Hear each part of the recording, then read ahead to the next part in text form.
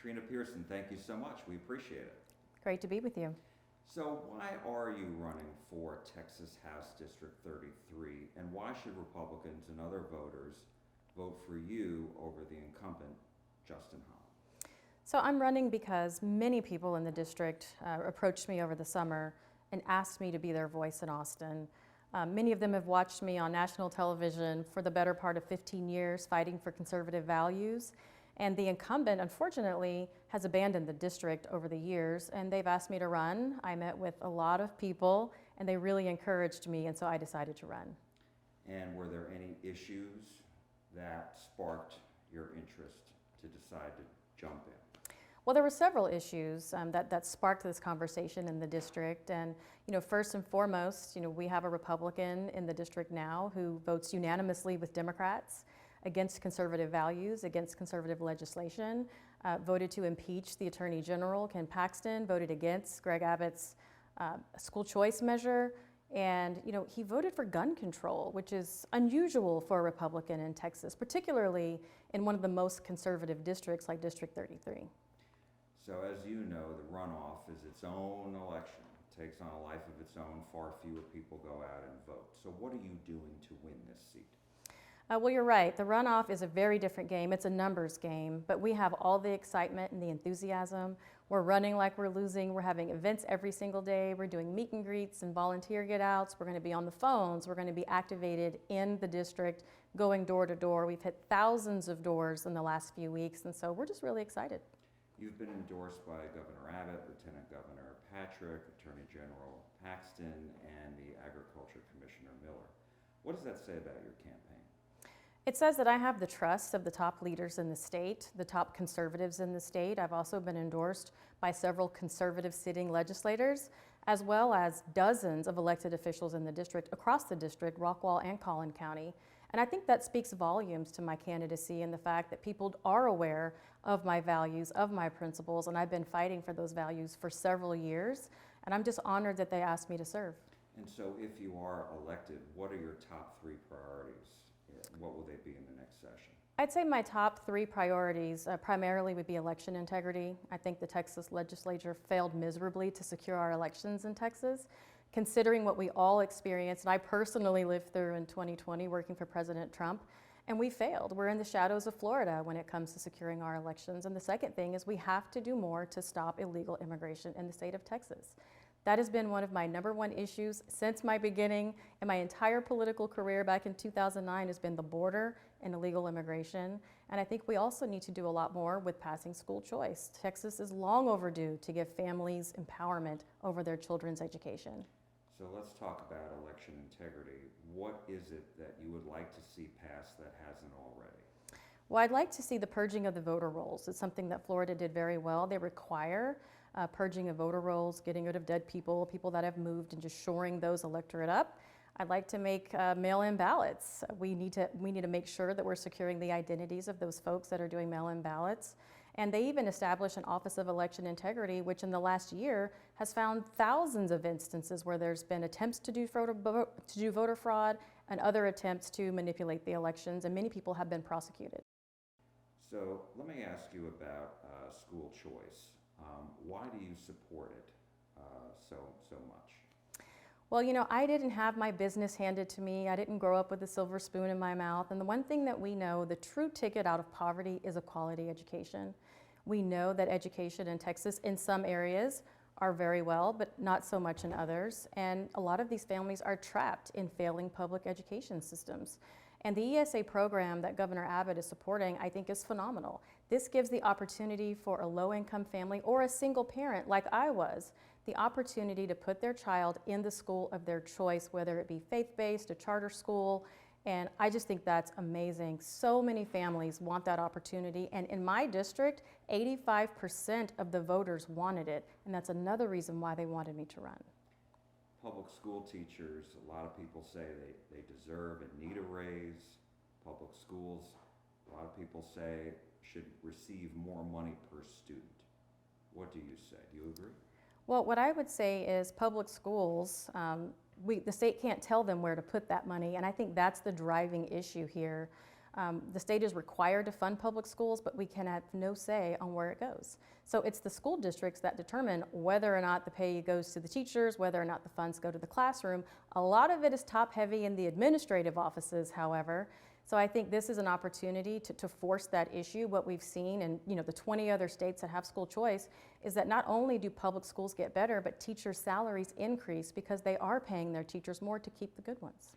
In 2019, the state legislature did pass, money allocated specifically for teacher raises. Would you support that? Absolutely. I think our teachers are very underpaid. The teachers in this district are actually on the lower end of the scale. And these are the people that spend the most time with our kids throughout the day, and they should be paid accordingly. And just following up as far as raising the per student allotment for school districts, is that something you would support? Well, I'd have to look at all of the finance piece because what's coming in the next legislature is a school choice measure. So when we see how all of that's going to work out, I'd be happy to support it if it's the right thing to do. With regards to the vote that Representative Holland did as far as the voting to impeach Ken Paxton, why did you think that was wrong? Well, I thought it was wrong for a number of reasons. There was no due process, and I think the Senate trial uncovered a lot of the hastiness and the rushing of the process. They did not have witnesses under oath. There was really no investigation involved, and when you're going to use those types of tactics, it's opening the door and setting the precedent for these things to happen in the future. And that's one thing that we believe as conservatives is due process, and Attorney General was denied that. As you know, part of the trial was these whistleblowers that blew the whistle on Paxton. They went to the FBI years ago. Now there's a civil lawsuit that is still making its way through the courts. And I'm wondering, what do you think about if the state were to lose, if the AG's office loses? Should taxpayers foot that bill? There's been some who say, no, it should actually be Paxton's own campaign. And Paxton himself should pay that. What do you say to this? Well, I'd say that I haven't seen the measures of that case. I've only heard about it. I'm running a campaign, so I can't keep up with the news right now. But I think it would be determined on what comes out of the trial. And as far as Representative Holland's vote, he was on the committee, on the State Affairs Committee, that voted out that House Bill 2744, which would have raised the age to 21 for somebody to buy an AR-style firearm.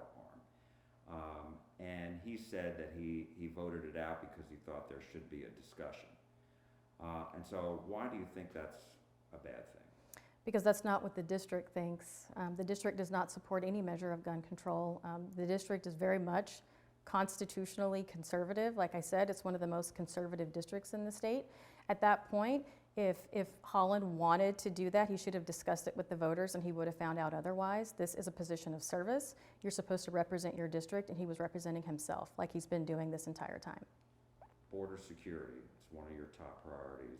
As you know, SB 4 is now up in the federal courts. If it is to be ruled unconstitutional, what should Texas do? Well, I think we could still do more when it comes to eliminating the magnets. We still have in-state tuition. We haven't implemented E-Verify. All of these things Florida has done. So I think there are a number of measures that we could still do on our end to prevent the illegals who are already here from taking our jobs and hurting our economy, as well as give Governor Abbott all the reinforcements that he needs to secure our border in Texas. I want to go back and just ask you about the school choice. Representative Holland suggested in an interview with me that outside groups are trying to buy the House seat because there's a PAC that spent $300,000, he said, against him on the school choice this year. He called that an attack on democracy. What would you say? The PAC spent $300,000? Okay, well, he spent $1.3 million just against me. And all of that money was all special interests, whether it be the Real Estate Association, where he profits from, or whether it be the gambling casino lobby, which this district does not support. They gave him $76,000, not to mention the Charles Butt Foundation.